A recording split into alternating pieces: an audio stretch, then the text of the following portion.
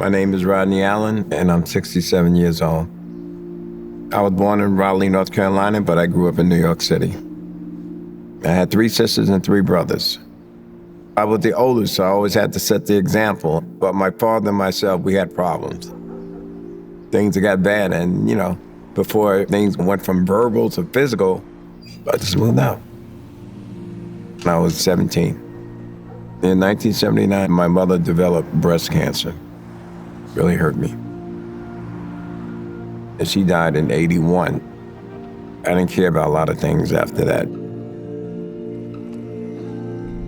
I needed something to make me feel better because I was so down and so depressed and everything. So, I got involved with cocaine and hanging out with the wrong people, and, that just changed my whole personality, my whole life. My life began to spiral. Eventually, I ended up becoming homeless in Madison Square Park. Until you step outside on a park bench, the thing that you took for granted when you had an apartment, you don't realize until you have been there. The greatest fear was, after 2 years, that will I get out of this predicament? And the other fear was that when I went to sleep, will I wake up again? So I have only one child, one daughter. I didn't tell my daughter I was homeless because I was embarrassed. It's just that simple. When she found out, she was very upset with me. Dad, I have my own apartment, why did you tell me? And I'm there for you, and they actually brought us closer together.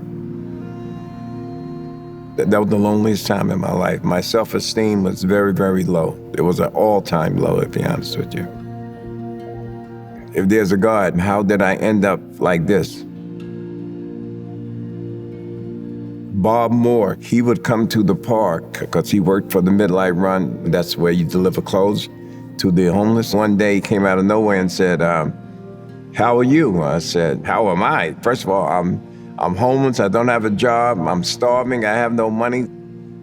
Plus, I don't even know who you are. What do you mean, how am I, One day he said to me, he said, I'm going to invite you up to All Angels Church to the 5 p.m. service.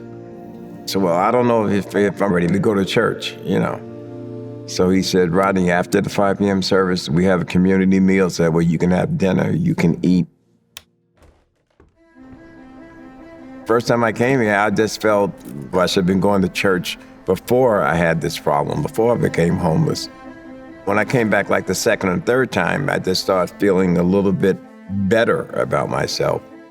No matter how messed up my mind was from the drugs and everything, I still believed in Jesus Christ. I felt safe. I knew that every Sunday that I can always come to the church, and it just gave me a great feeling.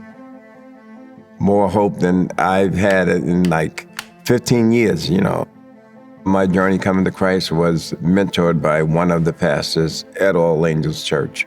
He said, Rodney, you just have to work at it and just got to have faith. And he would mention faith every single Sunday. Even when everything seemed like it's the darkest part of your life, you have to have faith. My relationship with God is at its strongest. I just feel the presence, especially when I come into the church. 2008, I started working here.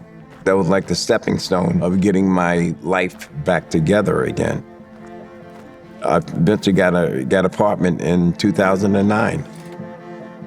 I'm part of the ops team. We have the Pathways drop-in program to help the homeless if they need showers, if they need medical care, whatever has to be done from set up an events to security. I am the first person here on the Sunday morning. My favorite part of Sunday is getting to meet and greet people. All Angels feels like family. Now, my daughter, besides being father and daughter, we're like friends. Always has a smile on her face. She's a positive person, always thinking positive. She inspired me just by being her. She has 2 kids, so the life she wanted to live, she's living it right now. I just thank God that I'm still here on this earth.